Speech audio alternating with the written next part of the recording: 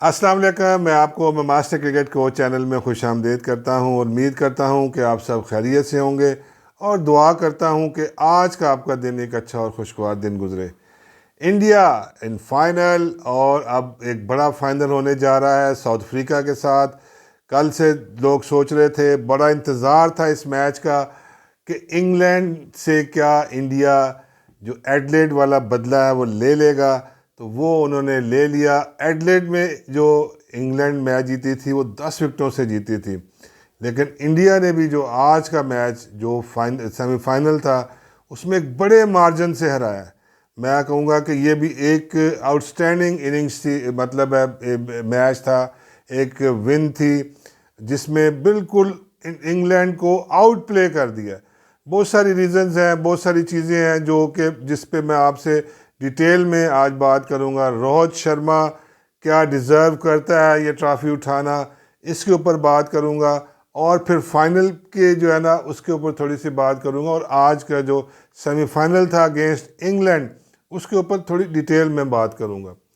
पहले सबसे पहले जी बात करूंगा रोहित शर्मा की, कि रोहित शर्मा का जो जिस वक्त ये टूर्नामेंट स्टार्ट हुआ, बल्कि जब ये टीम अनाउंस हुई और उसको जब पूछा गया कि ये 4 स्पिनर्स के साथ तुम खेल रहे हो, तो उसने कहा मैं वेस्ट इंडीज़ में जाके आपको बताऊंगा कि 4 स्पिनर्स क्यों लेके जा रहा हूँ।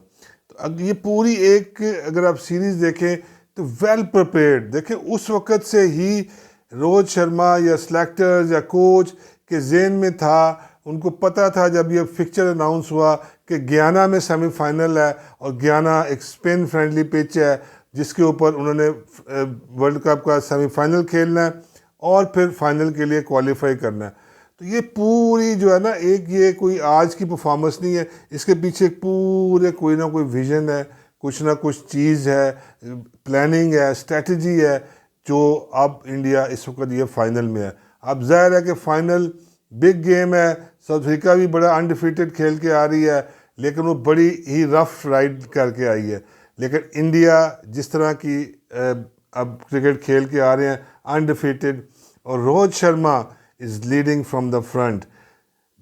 क्लासी इनिंग खेली रोहित शर्मा ने। उससे पहले बहुत ज़्यादा बात हो रही थी रोहित शर्मा विराट कोहली के ऊपर या और बाकी बातें, लेकिन रोहित शर्मा ने कहा कि जो बड़ा कोई है ना, जो बड़े, मैं हमेशा कहता हूँ बड़े मैच का बड़ा प्लेयर है, जो हिटमैन उसको ऐसे नहीं कहते हैं।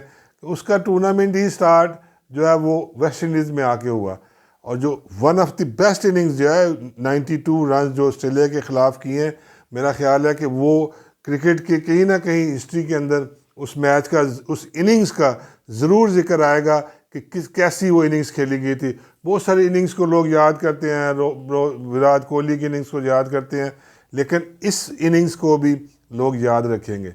और फिर जो इंग्लैंड के खिलाफ सेमीफाइनल में 57 रन्स किए रोहित शर्मा ने, वो भी एक बड़ी ही आप ये कह सकते हैं ऑर्गेनाइज किस्म की इनिंग्स थी।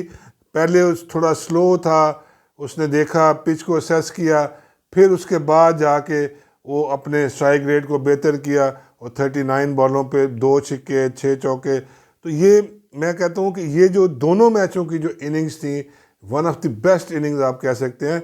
देखिए पिच को इतनी आसान नहीं थी। एक तो मुझे समझ नहीं आई है इसमें, मैं अब आप लोग कहेंगे कि बार बार जो है ना ये टॉस का जिक्र करता है।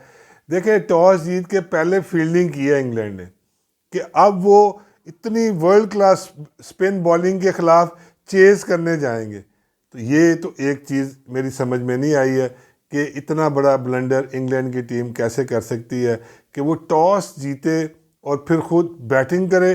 देखिए आप उनकी बैटिंग को अंडर प्रेशर कर सकते हैं, लेकिन उसके बाद फिर आपने देखा है कि जो रोहित शर्मा की बैटिंग जो थी, उसके अलावा फिर आपने स्काई ने बड़ी अच्छी इनिंग्स खेली, 36 बॉलों पे 47 रन बनाए, और थोड़ी सी छोटी सी इनिंग्स 12-13 बॉलों की हार्दिक पांड्या ने खेली।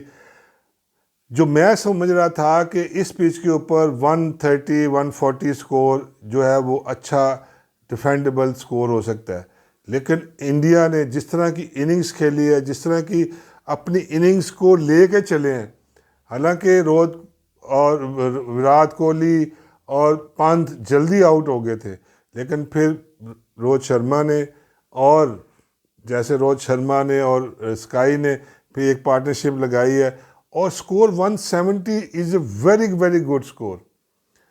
और उसकी जो है ना, उसमें मुझे नहीं लग रहा था कि अब ये इंग्लैंड जो है ना इसको चेज़ कर पाएगा, क्योंकि देखिए 170 ऑन दिस पिच जिसकी पता ही है। और फिर कितना, अगर आप मतलब इस इनिंग्स के अंदर मैं अगर बात करूं इंग्लैंड पॉइंट ऑफ व्यू से, तो भाई बटलर से कि पूछे इस फ्रेंडली स्पिन पिच के ऊपर मोइन अली को क्यों खिलाया, मोइन अली से बॉलिंग क्यों नहीं कराई।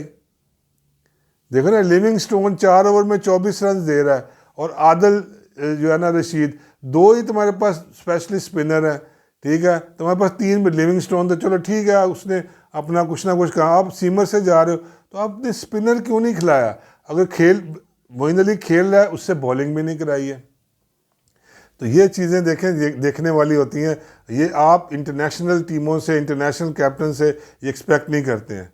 बॉलिंग के अंदर मैं अगर बात करूँगा तो अक्षर पटेल की मैं ज़रूर बात करूँगा। जैसे पिछले हम काफ़ी दफ़ा मैचों में हर्षदीप जो है ना सिंह की बात कर रहे हैं, या बुमराह की, तो बात ही जो है ना वो करना मतलब है कि पहले ओवर में उसने साल्ट को आउट करके और सारे मैच को मतलब है अपने हाथ में ले आता है।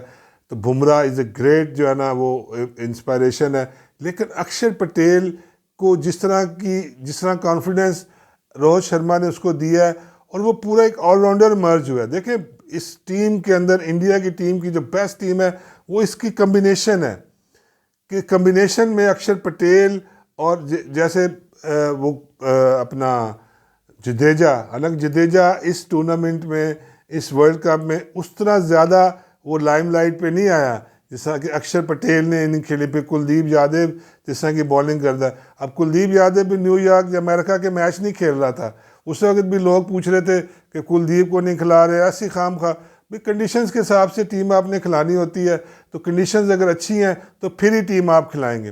तो उसके बाद फिर ये एक्चुअली जो इंग्लैंड और जो है ना जो इंडिया का जो थी, ये एक्चुअली ये क्रिकेट बैट एंड बॉल की गेम, ये टैक्टिकल बैटल है कि आप टैक्टिकली चीज़ों को किस तरह सही करते हैं, किस तरह आप मतलब है उसको टैक्टिस को यूज़ करते हैं।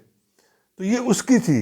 अब देखें ना, मैंने जैसे कहा कि मोइन को बॉलिंग, ये टैक्टिस, टॉस जीत के खुद तुम फील्डिंग कर रहे हो, मतलब क्या इंडिया की टीम को तुमने क्या समझा हुआ है, ठीक है। तो ये टैक्टिकल बैटल थी जो कि रोहित शर्मा, मेरा ख्याल है कि जितना मतलब कॉन्फिडेंस से और जितनी अच्छी कप्तानी through out the tournament Rohit Sharma ने की है, वो किसी ने भी नहीं की।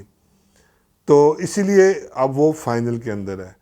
तो अब अक्षर पटेल के बाद कुलदीप यादव एक्सीलेंट बॉलिंग कर रहा है, उसने भी 3 आउट किए हैं जो है ना। अब मेरा ख्याल है कि बेस्ट इस वक्त कम्बिनेशन स्पिन बॉलिंग का चल रहा है।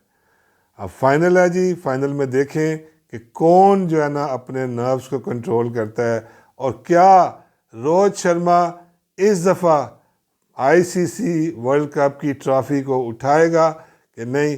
उस पर आपसे ज़रूर मैं बात करूंगा अगले शो के अंदर कि क्या रोहित शर्मा डिज़र्व करता है। डिज़र्व तो वो करता है, उसने शो किया। अब देखिए 2 पहलू हैं, Rohit Sharma as a captain, Rohit Sharma as a batsman, तो दोनों में उसने परफॉर्मेंस देनी है। तो दोनों में उसकी परफॉर्मेंस सो फार इस वक्त एक्सीलेंट जा रही है।